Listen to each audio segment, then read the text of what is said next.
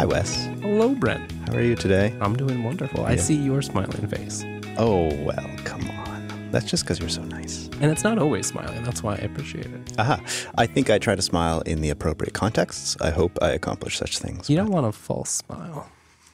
So we're doing brunch here, and you actually did participate in some brunch. How's that? That was lovely. You made me an excellent frittata. I did, and Chris got a little bit of that down his gullet as well. Mm-hmm. It was good. I'm a little picky about my eggs from time to time, but it was excellent. All right. Just to warm you up for our session here. Mm-hmm.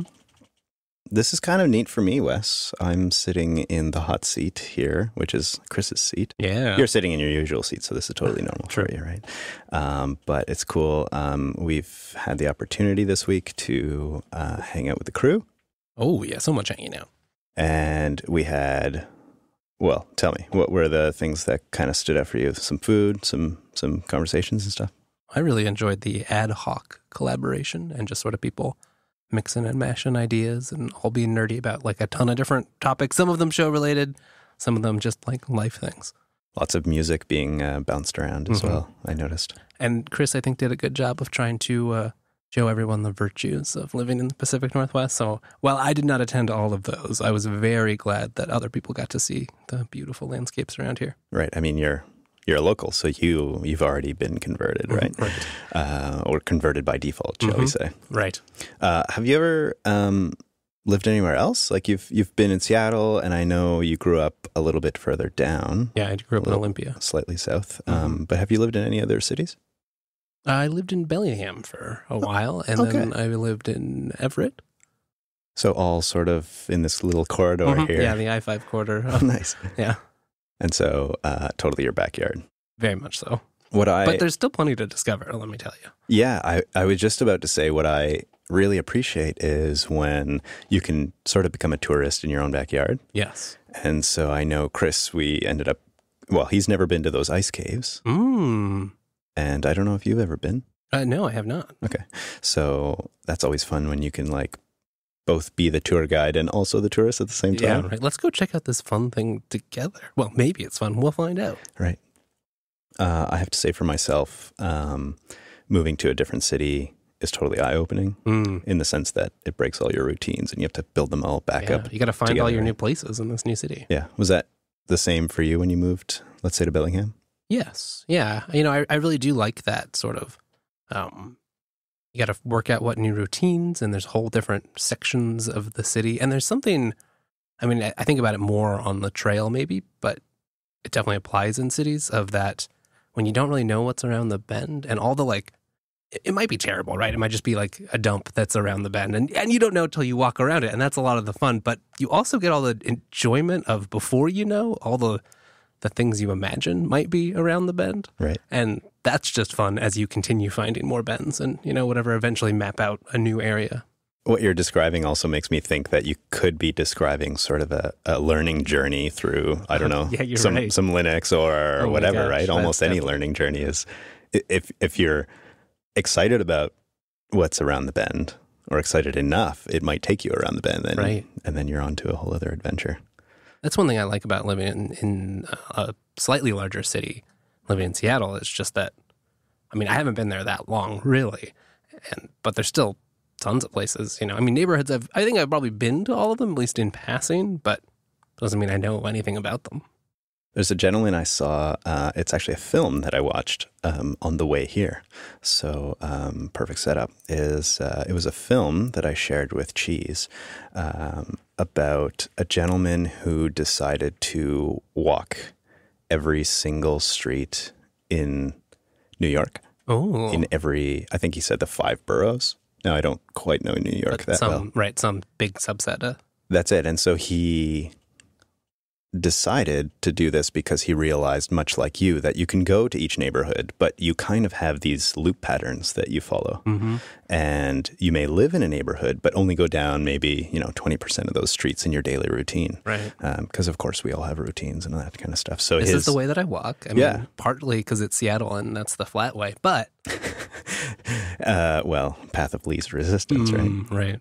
But what was fascinating to me about that is how there could be a street, one street over, that even though there's proximity, you just never spend any time on it. Yes, right. And so forcing yourself into adventure is, I think, a really good tool to open your eyes to some new ideas even. It's funny too, like you do have to keep the mindset. I mean, so like even just during this sprint, I discovered a nice little new Mexican joint right by the hotel where people were staying. I've been to the grocery store in that same region, but I never even considered, it was always either to or from the studio. I had a mission, I had a job to do.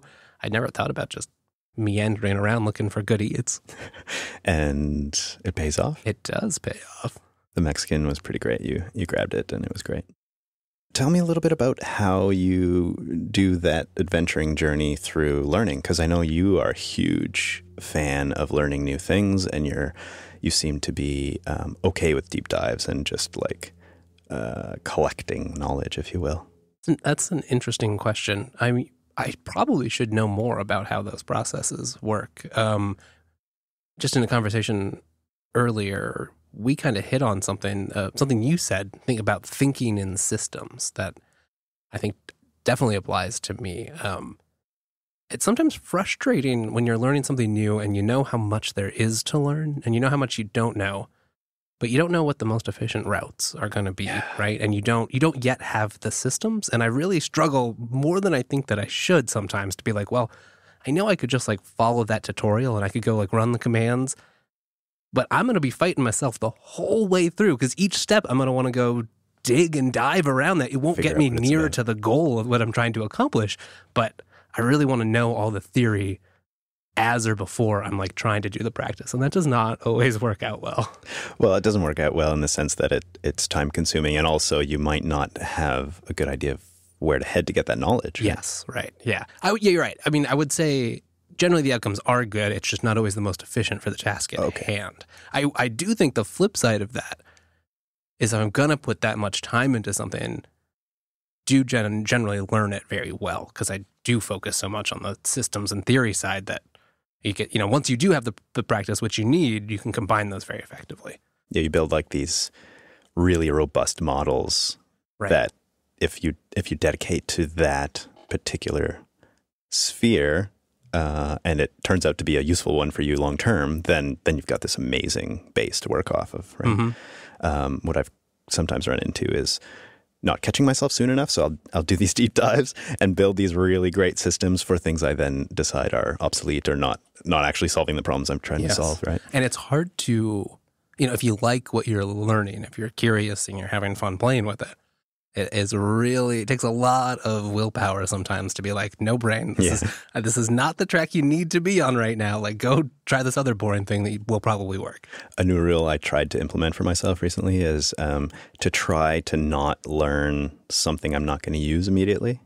Nice, yeah. Which is easy to state and harder to implement. But for me, learning is such a driver for some of my sort of mental processes. What do you mean? In that if I get curious, then I'll want to dive in immediately. And every new piece of information makes me even more curious. So sort of compounds. Yeah, which is great, because I think a lifelong learning journey is sort of very useful. Mm-hmm. However, learning itself can be a sort of procrastination. Oh, yeah. Right. And so I can learn lots and be fascinated and very entertained by my learning, but it may not necessarily be relevant. That's why you know so much about the Baroque period. I see. You've got it. So how about for you developing models about learning things that you aren't jazzed about? Because sometimes we need to learn stuff that doesn't necessarily excite us to reach a goal that does. Yeah, that's true. That is true. I could probably be better at that. Oftentimes I've ended up dealing with that either by making it so that I don't have, whatever my role or the task at hand is changing so that I can get by with learning it in a shallow way and not committing myself. Right. Or working with people who are better at not over diving and having them do that part. So I've had some of the best collaborators I've had have been like a little more on the practical side and been like, okay, Wes, like, you can do a lot of the ideating and thinking and explore random paths and kind of find interesting things that we might want. And then I'll handle some more of the like, well, I'll test each of these things, or, you know, or like just sort of the boring parts that make it all work, which I can certainly do as well. But I've encountered another class of individual who they don't care to this level. They just don't obsess about it in the same way that we're talking about. And I find that really nice to work with. Because they're complimenting. Right. Yeah. They can be like, well, yeah, whatever. I just like read the docs and found the little piece that I needed and left it at that. Yeah. And I'm like, okay, that's great. How can you do that? And then I stop asking because I'm like, well, the whole point of this is I'm not going to ask. Would you then describe yourself as a really good support role in that sense? That if you have someone driving sort of the direction, then you can do the deep dives in the areas that are really obviously helpful? Yeah, it can be either side, I suppose. And it depends on, I guess, how interested I am in the overall. Because I can, right? If it's going to be something that I don't, if I don't have the vision for the overall, whatever task, project, right, then I am totally happy to be like, well, whatever, I'll take the corner that I'm interested in and learn that to the best of my ability. If I care about it a lot, then I have a more difficult role.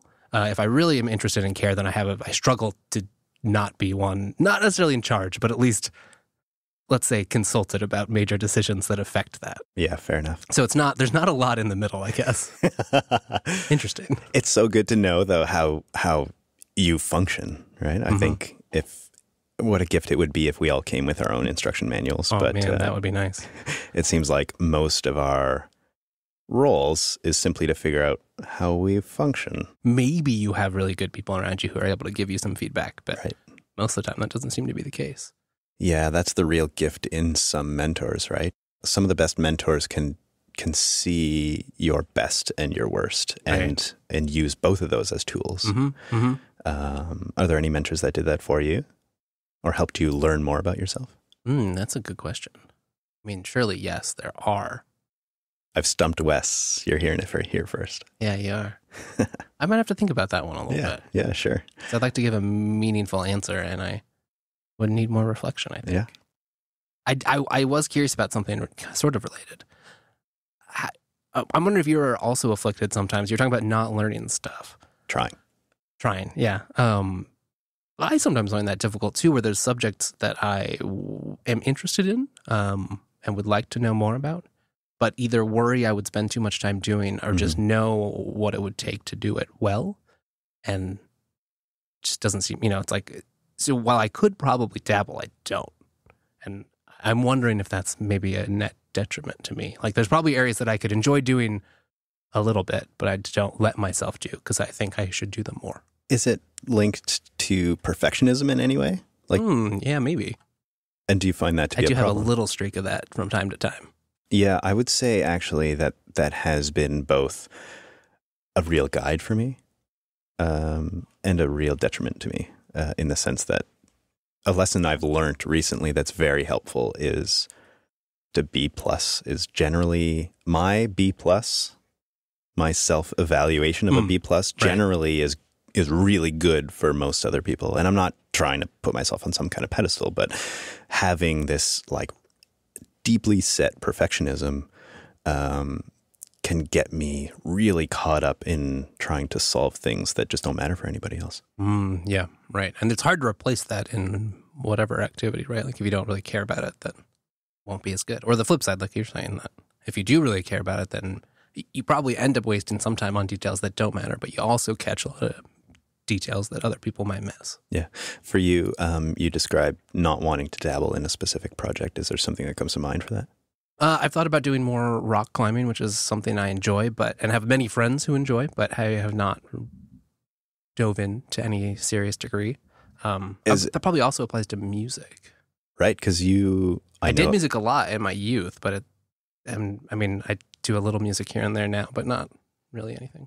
Yeah, I know that you have a little bit of brass in you, right? Mm-hmm. Yeah, I played French horn and trumpet I was going to say flugelhorn, but I knew that was wrong. Yeah, right. I did, in marching band, play the mellophone, which is... I don't know what this is. It's like a marching version of the French horn. Okay. Yeah. It has a slightly different sound, but it still has that interesting sort of, not quite muted, but more mellow tone that you think of with the French horn. But instead of having the rotary valves of a French horn, it had valves like a trumpet does. Interesting. Yeah, it was fun to play. I'd never heard of it either, but it was a lot of fun. And what was kind of nice is like a big trumpet, but with just like a giant bell on the end. But still about the same holding size, and a lot of the fingerings were the same. So it was really easy to just pick up and play, and you could make a whole bunch of noise, which is really the best part about marching band. You just go out there and just make the a bunch of loudest noise. one. Yeah, right. Nice. And so how do you perceive the link between music and math? Because I know you have a huge interest in math as well, and I've heard often that those two kind of go together, even though they don't seem that they should. Mm-hmm. Well, I mean, there's a lot of, rhythms and periodicity in music, obviously. But in a more fundamental level, sort of belaying all the surface level details, there do seem to be some similar just sort of like ways about thinking. Or maybe it's not even that they have to be similar, but some of the patterns or styles of creativity needed for music can apply well to math or tech-related things. Because I think, obviously people see music as creative even when and it is, but miss the side of being wrote and played back and recited, right? And then see that side to math or computing or whatever and miss the more creative side. But often those are the more important role. It's interesting that you brought in tech there, because that's often an area that is not necessarily seen as creative. Yeah, that's absolutely true. And yet, with anyone who's doing some pretty deep problem solving in tech, has to be like it's necessary, right? Yeah, I mean, there is a lot of value in being a practitioner and being a good, reliable, repeatable practitioner. But most of the things that end up, at least at the upper echelons or the more interesting work is you're kind of at the edge. No one's done that specific thing. There's no pattern, or there might be some, there are some patterns, but you're making that specific bespoke thing. It's it's a craft. It's up to you to combine all of the toolboxes you've gathered, and that's where like really caring about it matters. Or I like to think so. You can totally not. You can just you can cookie cutter. You can work on some of the less interesting stuff. You can just apply techniques that you've learned and move on and solve the problem. And that's the right thing to do in many cases. I just can't. I can't operate that way. Like if I'm not going to really care about what it is that I'm doing, or like at least be really interested in some aspects of it and think about it a lot, wouldn't want to do it. Since we're talking about mental models, I've built this model in my mind that there's a range between, on one end, there's the technician, and on the other end, there's the artist or the creative, right? And while you can be on either end, there's often this scale. Mm-hmm. And that's, for me, easy to see in my own photography, is that there are very artistic photographers who aren't necessarily technically sound, but if they can get to the point where their technical ability is enough, good enough, they can get the shot that they can get the artistry through, then that has a certain positive impact. Right. And you can have technicians which are really, they're fabulous at the nitty-gritty of settings and lighting and things like this, but they don't necessarily have the artistry. And there's obviously the whole scale. Right, everything in between there. Yeah, and I imagine that's much the same for what we were just discussing, which is that you can have very technical implementers of solutions in tech, and also the artists who tend to craft the initial projects or the initial solutions, and then someone else maintains it. Yes, yeah, exactly. And maybe you can throw like the research arm somewhere in here. So you have some ideas spinning out of this idea factory, and then there's like the middle layer of people that can find good ideas. Maybe they don't come up with them out of whole cloth, but sort of shepherd them, help them grow, evaluate them. And then maybe there's another few layers of people that you say, actually go operate the thing, turn that into a repeatable pattern that gets standardized. Because there is a lot of value in that, right? Like you're saying, like you want people that are focused on repeatability and reliability and just smooth running. I can play that role, but it's probably not my favorite. No. For you, is it more interesting then to come in and build something and then hand that off to someone? Somewhere in the middle. I guess, I enjoy a lot of the different aspects. It can be neat when you do a little bit of all. The flip side challenge of that, of course, is you don't often get to control what the relative amounts of each unit of those are. Fair enough. Yeah, it kind of depends. But I don't think I could be happy long term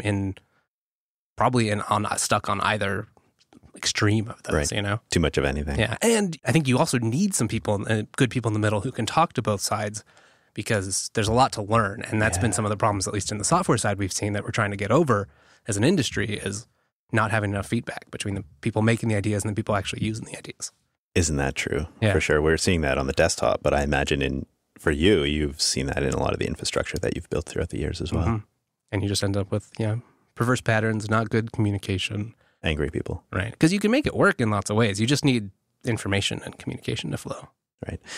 They say that for relationships, but I suppose that's true of most things, is that communication is key, right? If you're working on the wrong problem, then it doesn't matter how fancy the solution you come up with. Right. And you have to constantly evaluate that, because as we were talking about earlier, there's inertia to some of these ideas and to what you want to work on and what you are working on. Important to manage that. Yeah. For you, in some of your previous roles outside of JB, were you working with really big teams, and is moving to JB like a much smaller team, or you're generally working in small groups? I have been part of some larger teams, although most of my previous experience have been about the JB size, maybe a little bit bigger, usually embedded in a larger sort of corporate structure, I'd say, or working with a larger array of other teams that I would work with closely. Mm-hmm. I've also been on the opposite side, where I've had, one of my longer term positions, I was just working basically with one other person most of the time. Right. Thankfully, I really enjoyed working with that person. Yeah, I was just about thinking that that can change things, right? Yeah. That's hits on kind of what we were talking about earlier, is he really complimented me in that he was very practical, very much happy to just, didn't fuss, was totally willing to just bang something out and not be a perfectionist about it at all. So we made a very effective pair, I think. And this was someone who was like side by side on the hierarchy? Yeah. We were basically a 2-person team managing a bunch of internal tooling for a company. Okay. And was it someone who had the foresight to place both of you together because they saw the strengths and weaknesses of each, or was it just happenstance? No, it was organic survival, I think. Because we just kind of found he did happen to be the person who trained me. Okay. But we worked different times after the training period. I think it just kind of came together that we both had a drive to do other things. So we wanted to move in from where we were at presently. And I think I value that he was very competent, just like knew what was wrong, or if he was writing code that was sloppy, it was managed expectations. It was clear communication. Like, look, I just did this thing. It's not perfect, whatever. Like, I did it to solve this problem. It's solved. Do you have input? And then move on. And then I think he liked in me that I was willing to spend a little more time with the ideas that made sense to, and would find, optimizations or other ideas or total alternatives that he just wouldn't have spent the time to think about. Right. It's almost like you're more willing to invest in the projects to see them be smoother long term. So he would call it Wes-work. And so there'd be, there'd be like shares of stuff where it's like, oh man, like, I don't know, like you deal with that. And then there'd be the other share where he'd be like, well, that's Wes-work. And you go research those topics and come back to me with what you think we should do. That's awesome. Yeah. And there were no clashes during the training? Because I have often experienced that when you're teaching someone something, you can have all these different styles. And I imagine for two people who sort of operate differently in their minds, that there would be a difference in style. Yeah, that is true. That it can often be very difficult. Not that I remember, no. Right. I think this individual in particular happens to be very direct. I think that helped, and I think because of the personality we're describing, doesn't have a lot of ego tied up in that knowledge. I mean, if you question his performance or something he was proud of, or whatever, normal human operations there, but. It didn't have to be this battle of like, well, do you know this or not? And there's no passive aggressiveness about what you knew or didn't knew. And just no games. Sounds like a great collaboration, really. Mm-hmm. Man. Yeah, it was time to move on from that job when I did, but fair enough. That was the hardest part, was there's just never worked with someone so closely. Because I don't know, like in school and things, I enjoy collaboration. I do. And I mean, I suppose I'd have to working here now. Fair enough. Sometimes you know what you're doing. I love teaching, don't get me wrong, but sometimes you know what you're doing. I don't always enjoy the rocky road. Like, I don't mind check-ins, so like I played around some ideas, come back after a couple hours, meet, discuss where everyone got, but I really found I didn't enjoy more active collaboration, at least in some domains where I just wanted to be left alone and think and just do it by myself. So I would often find myself in roles of like on projects, I would just make myself the editor or whatever, be like, right, you guys go do your things. I'll tie this up together and make it look nice at the end. Would you tie that into introvertedness for you? That's a good question. I read this really great book called Quiet, which it's a very well-known book, and I forget the author now. It's Susan Cain. Okay. This was a book that was recommended to me, and when I read it, it taught me so much about my own inner workings. Oh, interesting. So it was one of those books that enlighten you about yourself. Mm-hmm. That's useful. Which are some of my favorite books. Yeah. But it did so in a way that made me more aware of the methods I needed to use in teamwork to produce the best work. Because I know for myself, if I'm constantly interrupted or if I don't have the time to hyper-focus, which takes me a long time to get into, then I can never create my best work. And it sounds, at least I see similarities for you, even when you have really good collaborations, even with just one person. Yes. No, absolutely. Like, I guess I get tired of sort of like, should we explore this idea or not? And people have different notions.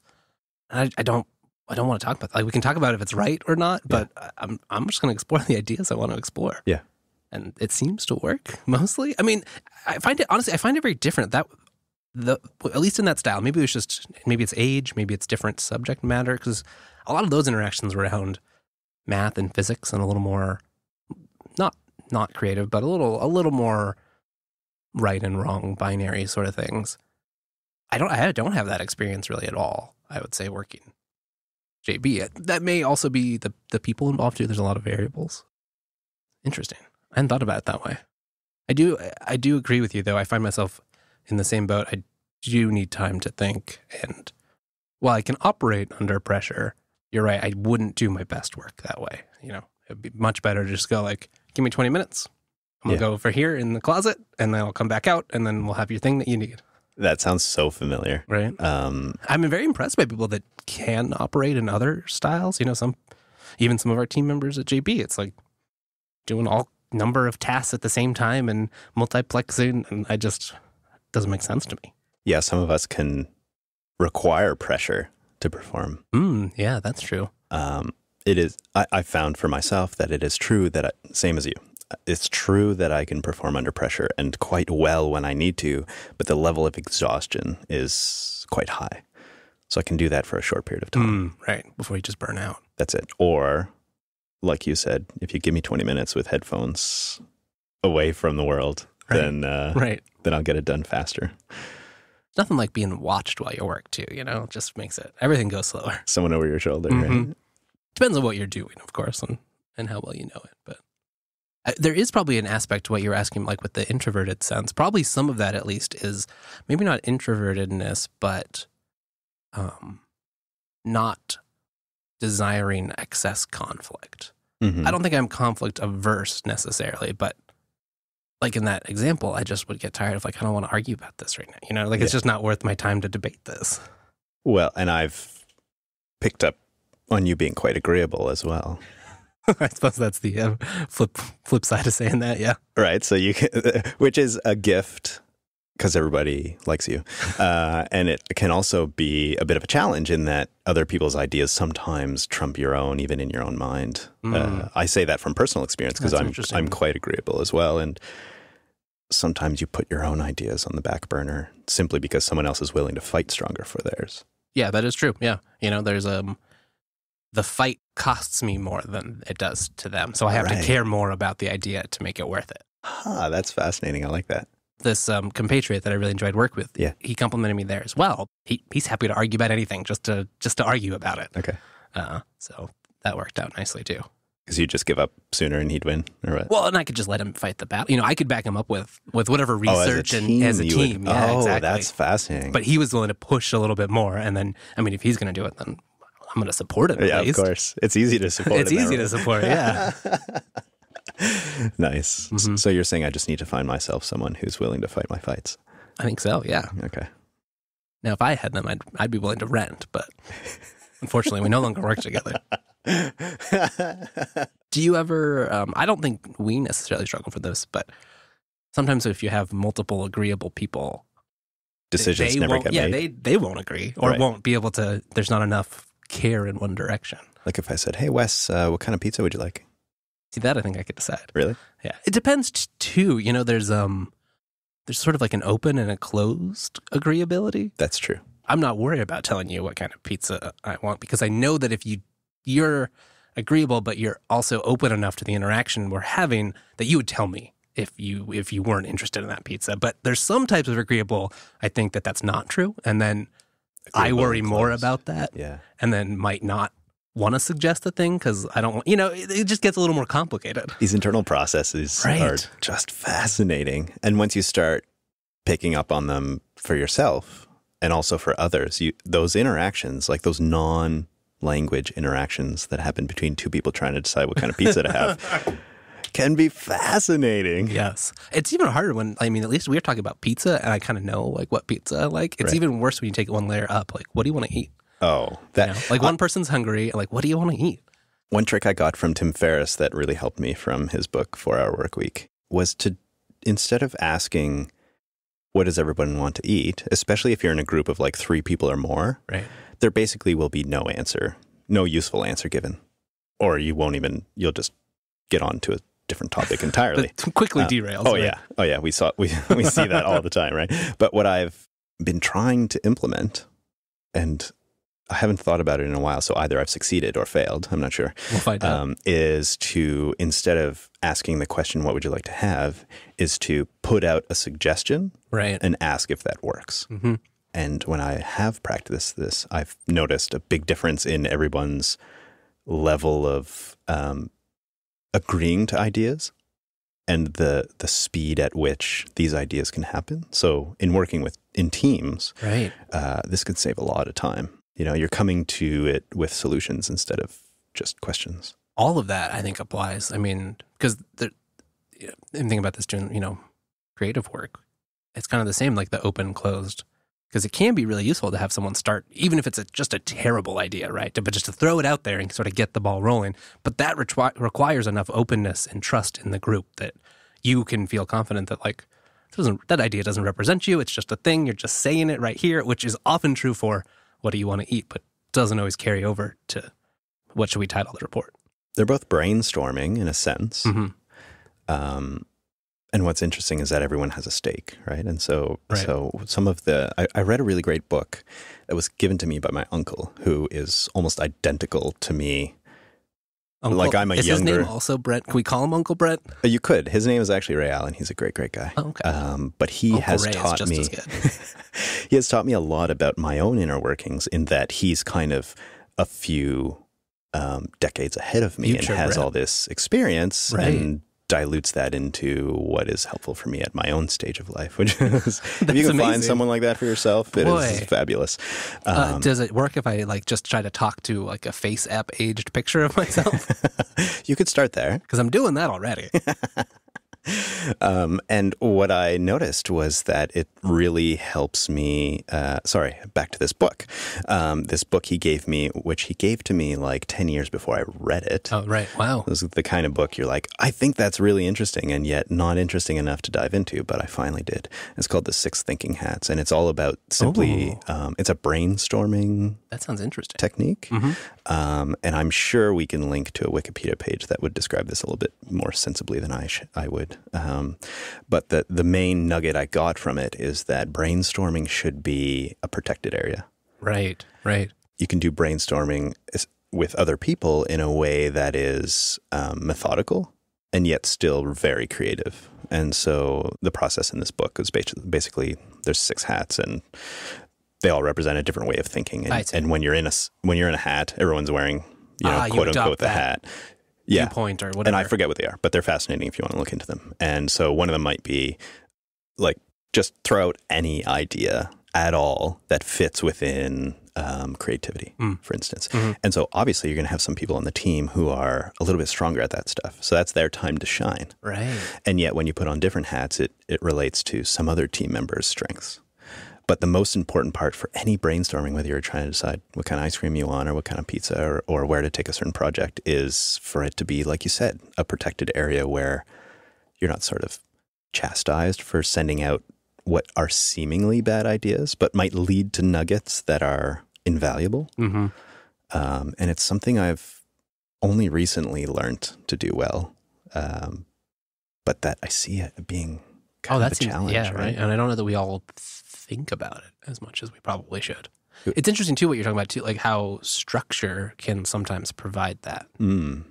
Yeah. Right, when you all know the rules and like how it's happening.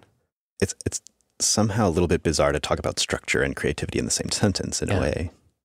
That's another part. I guess like kind of one of the themes in this whole conversation. Like we have these words and notions, but we don't.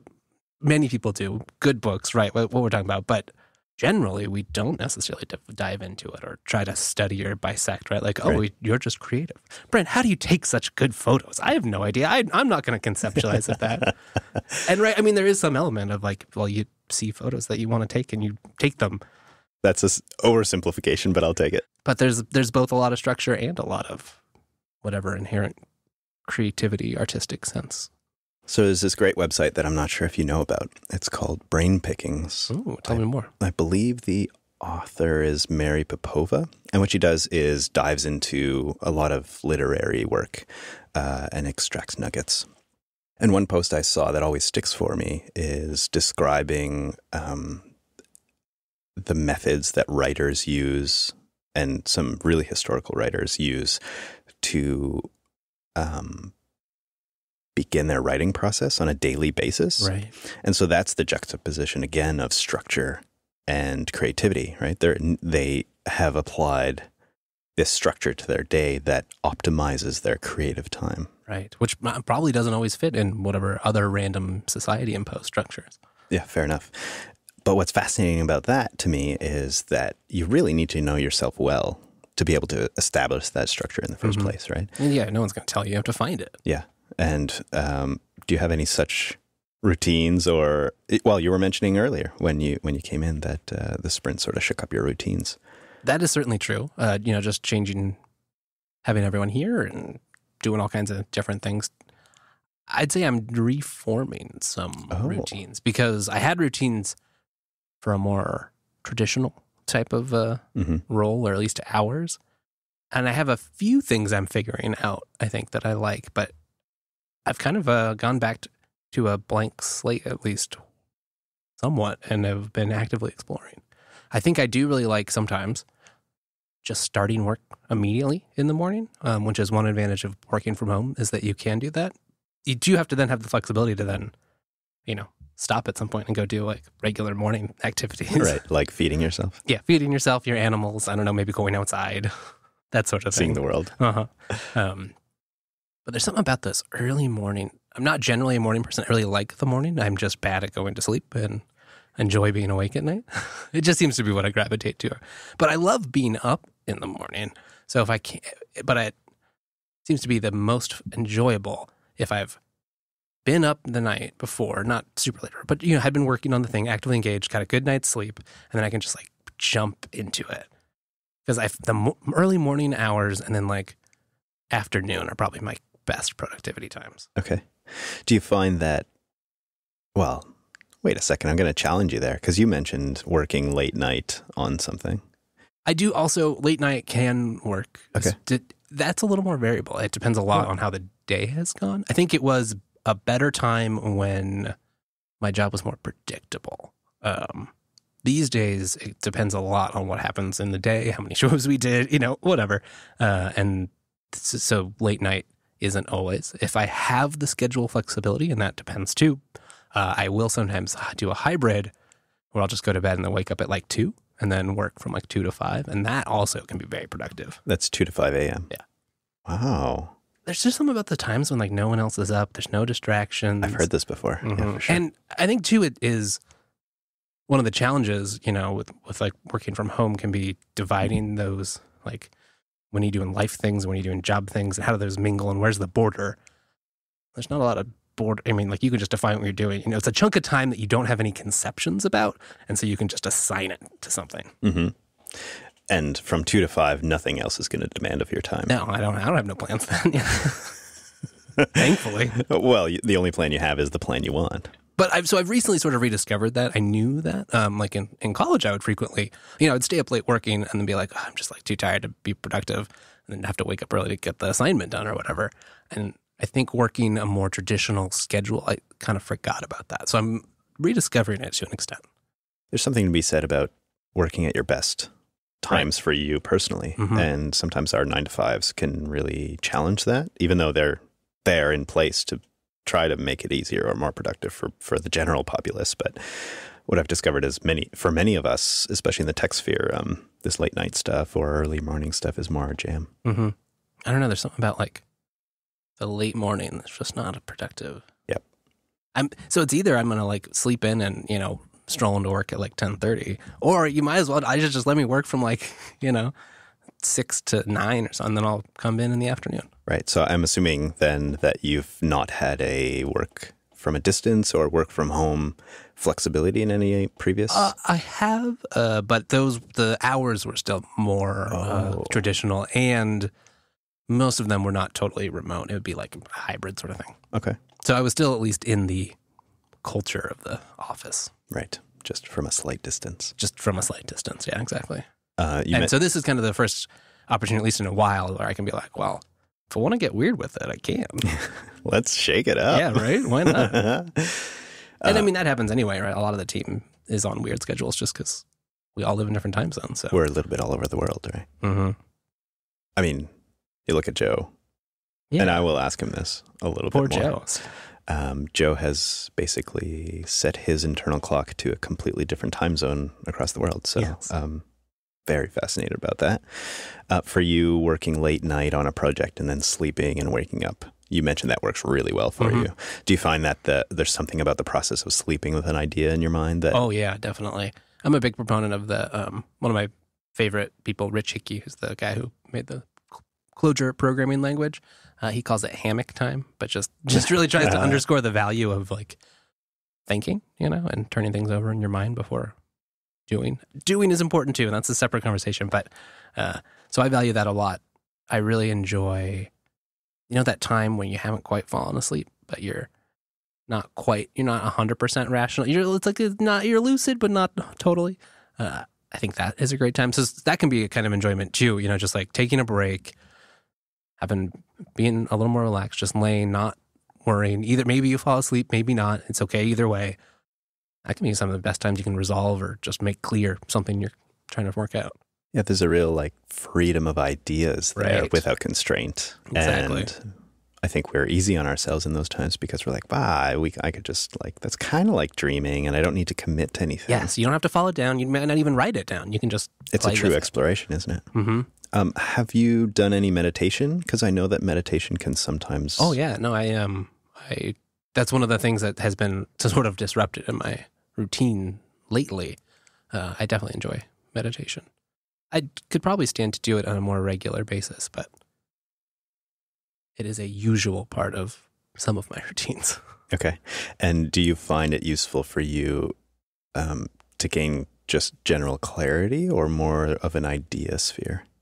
Yeah, I guess it can be both. The ideas sphere is maybe a more constrained activity, or at least not constrained in what it is, but constrained in time and place. But for general meditation, I find it very useful just to set the tone and whatever, I'm going to call it brain tone, but like the thematics of how your day is going and what you're thinking about, because it's so easy to get trapped in like random little brain loops where you're thinking about something good or bad.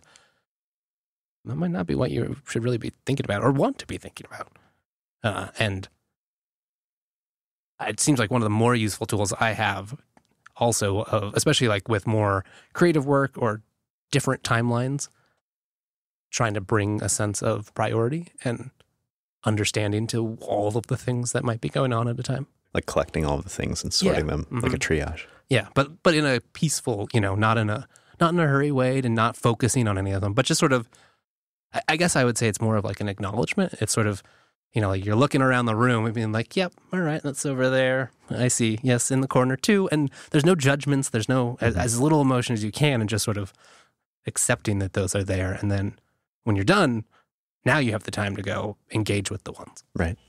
I found often in that, for me, items that have otherwise been forgotten tend to start floating up. Yes. And I'm not sure where they come from or who's asking them to float. But that can really bring to mind some things that in what I'll call a waking state, but a non-meditative state, I suppose, our everyday state, our usual operating state, are things that get sort of forgotten despite their importance. It's almost like a scale from importance to urgency. Mm-hmm. And what we're aware of immediately is what's urgent. Yes. But isn't necessarily what's most important. No, it's frequently not, right? And there's a lot of urgent things I have to do all the time that, while an important part of my life, are not something I would think of as an overarching, bigger sort of goal or task or anything. Yeah, that is true, right? Because a lot of the themes in your life are like, things you're proud of, things you've committed to, things you've built or learned or enjoyed. And most of the time, those are not the urgent things. They're the things you have to plan for or think about a lot to be able to actually do, and probably takes time to look back and actually appreciate. Right. And the rest of it's all like, well, the trash has to go out. Someone's got to do it. It's got to vacuum again. Yeah, we don't have robots for all that stuff yet. Well, some of us do. Well, I'm with you. Do you find for yourself a real challenge in seeing some of the ideas that you've implemented, some of the technologies you've implemented, even in the studio here? Do you find it a challenge to see them constantly evolving, like the entropy that tends to work its way into projects? Is that tricky to see something you've built needing to be changed all the time, or do you get excited by that? I think I struggle with it less in a technical sense or a work sense, right, and more in a personal sense. Like an emotional sense? Well, just in personal matters, I guess. Like I find myself building more routines, having more of those sort of structures in my regular life, and being more exploratory and looking to change in a lot of like technical work things. So I kind of enjoy that. I mean, again, there's a lot of value in reliability and sameness and all of that, and I'm a big proponent of such things. Right. But I do enjoy change and evolution, and I like those things in my personal life as well. But it's a little more of I have to remind myself of that, or I guess it's more of a my brain wants to seek routines, and then I have to remind myself that like, yes, you found this, but like that's going to change soon. Like it's good, keep doing it. That's good, it's working. But like a background thread pinging you, being like, well, you're probably gonna have to move, or it's gonna be winter and you can't do that anymore, or whatever. Do you find it's easier for you in the technical world in that you have a collection of tools that you can use to help you move through those changes, and then your personal world? Yes, and more control. Oh, in what sense? Usually in the technical domains, I at least have I'm usually somewhat involved in the implementation or decision-making process, so I can decide how much I care. But I really have to care a lot about my own personal life, and I could go live a life where I had more control, but like living in a city and currently renting and doing things that involve other people, a lot that can change without my input at all. I guess there are more external factors. There are more external factors, yeah, exactly. Do you find, to bring us back, that agreeableness has an effect there? Like in terms of lifestyle? Do you tend to shape your lifestyle for how it works for others? Definitely more so than some others do. Okay. Yes, that's probably true. I don't think in a bad way necessarily. At least not all the time. Said it was bad. No, yeah, you're right. That's true. That just is what I feel like people think of in that role. It's the general perception, right? For sure. Yeah, exactly. I mean, I'm not like moving to Tahiti right now, or whatever. Like some very like I need to do this, right. And I do have some of those things, but I would say it is more of a balance. I would place more weight relative to some other people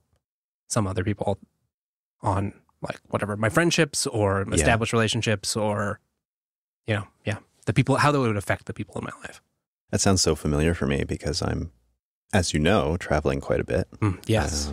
And so my friend circles have sort of evolved from being in a certain city to being a little bit scattered. Mm-hmm. You can argue all over North America. You can argue even farther than that even now. Further than that.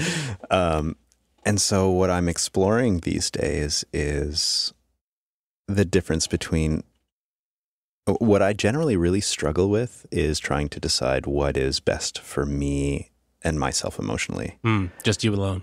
Yeah, versus what should be the answer or what others perceive is the best path. A logical course.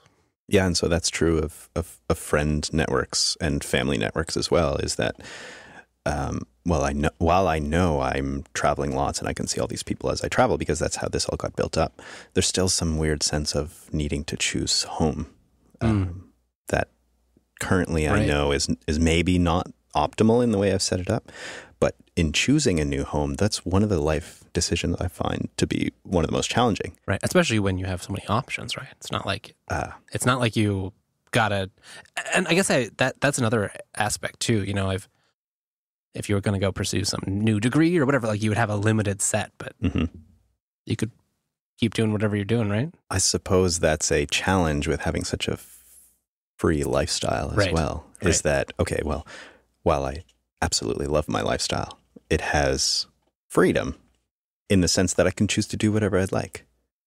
And that is, while that sounds lovely, and is mostly, it also has the challenge of not having any particular direction or you don't have any defaults. You got to choose. You got to make each of those decisions all the time.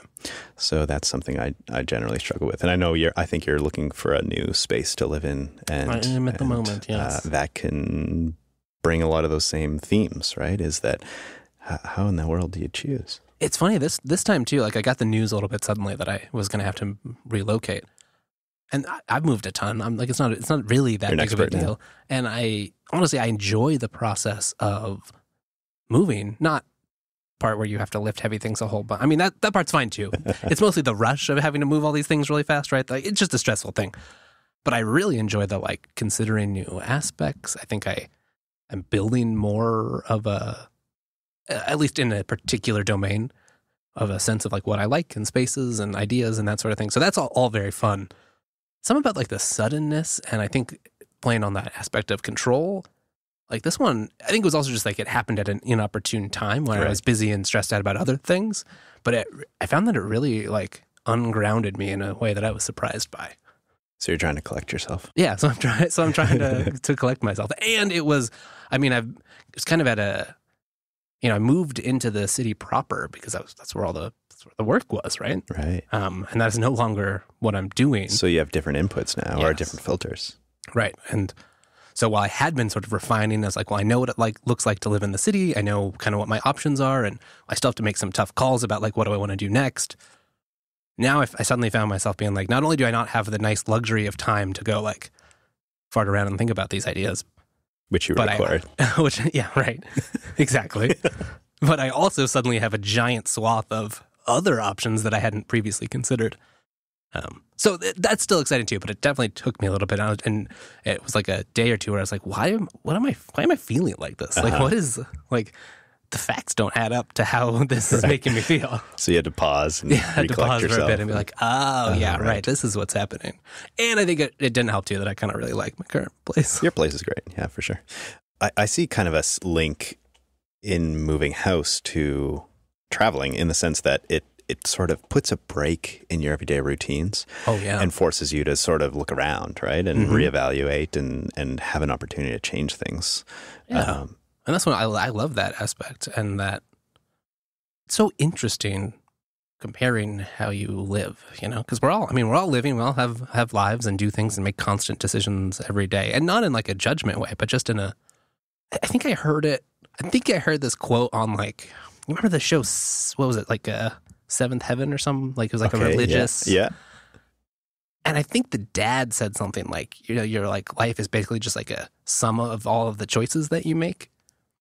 And I liked that idea, even though I think the show was obviously terrible, and I was just flipping through channels or whatever and heard this. But it just stuck in my mind. And so it's just interesting to, you know, as you compare each little choice of like, well, when do you push yourself? When do you not? Yeah. When do you move? When do you not? How do you place yourself in the world?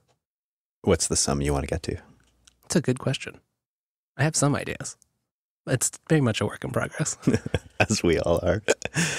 One thing I struggle with is the difference in paths. Is that if you all of a sudden choose one fork in the road, I struggle with trying to accept that the other fork is now no longer possible. You just cut that off. Which is not always true. You can always sort of reach for alternatives later down the road, but they're necessarily going to be different. They're going to be different, right? Do you have any techniques you use to deal with that? Hold myself closely and cry. Right. Cat cuddles, maybe?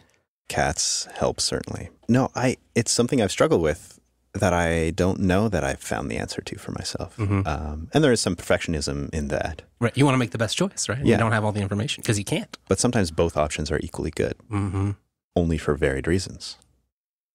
And so then my toolkit is empty of tools to help me deal with that. Right. And so I can be very slow at making those types of decisions. Choosing home, I guess, fits into that realm a little bit. It is, I think it's hard too. There's probably an element of whatever agreeability and logicalness. It's like some of those bigger ideas, it's hard if you aren't falling in love with them, Because if it is one of those things you're just like, oh my gosh, yes, like I was driving through this place. I love this town. I'm already working remotely. I want to live there. I'm going to go do it. If you can fall in love with this idea so much, then then everything's easy. I mean, you might still have a lot of problems, but makes it easier. There's so many things in life that just aren't, it's like, okay, I got to make this choice. I know that it matters a whole bunch and we'll have a bunch of outcomes I can't foresee. But it's probably both are fine. Right. What do you do? I mean, you flip a coin, I guess, at the end of the day, but the coins are really useful. That's for sure. But you never really trust what they say. So flip a smartphone, I think. I don't know that we have coin money. That sounds a bit more expensive if it all goes wrong. There's someone I really love named Derek Sivers. Do you know him at all? I don't think so. Built CD Baby. And, okay. But one thing I guess it's a concept that he's sort of spread around, which is he calls hell yeah or no. Which boils down to either you feel very jazzed about an idea and you say, hell yeah, I want to do that. Or you should just say no to it. Right. And while that seems really simple to implement, I've actually noticed that it's profound in that for those of us who are agreeable and tend to go along with what seems like okay ideas, right, or okay paths that others set for us or convince us to follow or what it may be. It's almost like a preset filter that allows you to tap into how you feel. You just ask the question, well, how do I feel about this? And often I found that pause is enough to convince you of what you actually feel instead of what you're sort of empathizing with. In a maybe related thing, that just makes me think you were talking a little bit about friend circles and I feel like that applies a lot too. Like there's a difference between like being around people, friends, and like more meaningful friendships. And both are fine. I mean, there's nothing wrong with that. But it just thinks a lot, like sometimes you have those moments where you finally ask that question and you're like, I mean, like, why am I here? It's not that it's bad, right? But you're just like, these aren't my people or this is not my venue. And I don't end up here all of a sudden? I don't have to be here. Right. But that can sometimes be a difficult thing, is saying, wait, I don't feel like I should be here, and therefore I will leave. And I think it can be hard, too, if you don't necessarily, you might not have an immediate replacement, too, right? So it's like, well, come out and do this thing with us, or do nothing. I mean, you probably won't do nothing, but at the time it feels that way. So maybe we should all have our own defaults. If we're doing nothing, we can just do something that we really love or find really useful. I'm trying to do better at that. I mean, because I've had both your quote made me think of the opposite advice with it, which I think is said a lot of, like, just trying to say yes to more things, which is, I think, applicable in different scenarios. And it probably depends on what phase you're going through. Because that can be really good if you've just moved or exploring something new or need change in your life. Like it's tied to a sense of adventure as opposed to a sense of not being so busy or optimizing the tasks you do have time for. Curious. I've mentioned a few books, I think. Are there books you're reading recently that really get you jazzed? I am rereading because I read it very quickly and wanted to read it again. It's a book, getting the name of the author right now, but surely we'll have show notes or some such that we add we this can to. Come up with such a thing. I imagine we have the technology. It's called Why Buddhism is True, which is a ridiculous title, but is very much a book about the more, I don't want to just say like science-based, but more secular side, I guess, of Buddhism. And I think it hits a lot on some of the topics we've talked about, and just that it ties it a lot to, because the author has a lot of biology knowledge and psychology, and sort of twists those ideas together and kind of points out, like, here's some of the things that Buddhism teaches, and here's kind of like why these make sense once you understand like how your brain works and why. And like the things, all of what we are is, I mean, the image painted from our brains as it's exposed, right? Like the brain creates our understanding and view of the world. Of course. And you should know that it doesn't, lies is maybe too strong of a word, but it has other incentives and programming built into it than just what we are, or as part of us, however you want to conceptualize mind. And you should be aware, you should be thinking about that. But I really liked it too, because there has been a lot of Buddhism and Buddhist teachings that I've enjoyed, but I struggle with some of the more mystical elements of it. It just doesn't strike me. Not that I don't appreciate some of the history or culture, but as practical advice, that's just not my jam. I want like science. Yeah. So I found this book really nice as a way to A, learn more about Buddhism, and B, I just thought it had a lot of good practical advice. Yeah, it sounds like it leans a little bit more towards what you can implement, and yet not necessarily have the depth of spirituality that sometimes is required for some. Yes. And yeah, so there's like, that was actually what first got me meditating too, because it was kind of like the author describes an experience of like going to like a whole meditation camp, and then like coming out at the end, just being like, and talking a little bit about their experience of figuring out how to actually get that in their day-to-day life, and the things that did matter and didn't matter to them about that, and what they actually took away, and sort of interesting case studies. Like, yeah, okay, I see what you're getting at here, but I don't need a shaman to, sit with me in a very hot room for hours. I mean, you're assuming the room's hot. Maybe if we take the right drugs, but otherwise, no. I have found in the same way this exploration of those kind of the desire to understand your own mind, to then optimize it for the tasks that you generally have to solve. Yes. Be it technical tasks, but also tasks such as choosing what to work on. Right. And choosing how to work on it. Gaining knowledge of how your own mind works. Well, this general schooling we're exposed to doesn't really dive into those topics. No. And so I found that same curiosity of like, well, wait a second, like I know my mind is all over the place, and that it can also be hyper-focused. Yeah.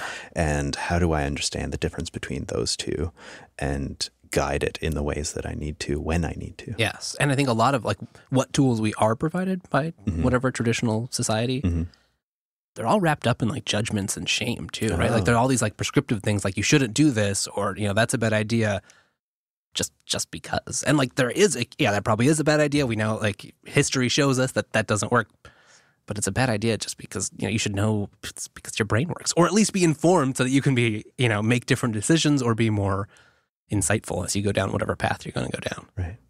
When someone tells you that you should or shouldn't do something, do you find yourself needing to understand the why before? Depends on the situation. But yeah, generally, yes, I'm a why kind of person. And so like definitely like the best, managers or bosses or whatever have been able to do that. It's like, really it's like I like to separate those because if I've agreed, there's multiple concerns here. So there's like the imposed authority sort of situation, which let's put that out the window for now. In the situation where I've agreed that I'll do what you say for money or whatever, I'm okay with that prearranged agreement as long as A, I can tell you if I think what you're telling me to do is dumb. I'll still do it if you make me. Make is, ask or whatever. Right. But the other side of that is I want to know why regardless, just because I want to help. Like I want to do it the best I can. And if I don't know why, I can't do that. I find that to be a real challenge for me too, is that if I don't know why, then I can't optimize the task at hand to create the best outcome, because none of this stuff is really linear, right? Like, no, and it's all within in situ. There's context around that. If I don't know, like you just can't anticipate, and sometimes maybe you can't know, and that's okay as a temporary sort of answer. But at least get that far. Yeah, context is a great word for that. That's a way simpler way to explore it for me. Is that I need some context to understand the path.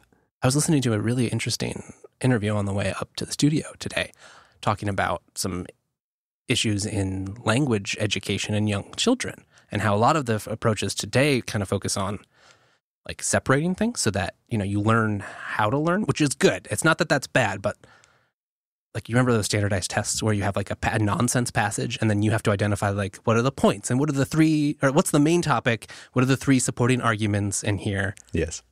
And while that is useful, all the studies then went and showed that like, while that can be good, like if you have kids who are either good, scored on some like reading comprehension scale, and then you present them passages about different subjects, what really matters is how much they know about that subject, So like if you don't know anything about the subject, even if you're great at trying to understand it, you might get farther, but you're still going to do worse than someone with quote unquote poor reading comprehension who knows even a little bit about that subject. I just thought it was interesting, especially hearing discussions about this with adults, how much context in the world we take for granted and just don't talk about, and how kids don't have that. Wow. And many times we don't either, right? If you're traveling or in a new situation, but it's almost impossible to see if you already have it. I love this. In travel, because you mentioned travel, you can easily, clearly see this. If you travel to a place for the first time, it's total chaos in your mind trying to figure out all the pieces and how they all fit together. There are no systems. No. But if you've ever come back to that, let's say you travel to the same city for the same reason 3 months later, and you've already been through the path, you've got all this context to figure it out. And so if you're throwing some curveballs, it's like, well, I've already figured out 80% of this, so I can deal with this curveball far easier. Wow, I can see how that could apply to much more than just the education aspect. Fascinating. Do you remember what the podcast was called? Well, it was on the local public radio station here in Seattle, so I can certainly find it. Cool. I don't remember the name of the author/researcher. That's all right. We'll see if we can link it. I think we can. We have the technology. Well, Wes, thanks for chatting. I admit I wasn't sure where this was going to go, but it's gone in all sorts of fascinating topics. Everywhere. So let's do this again. It's super fun. You're still making brunch next time, right? We'll see about that. Thanks, Wes.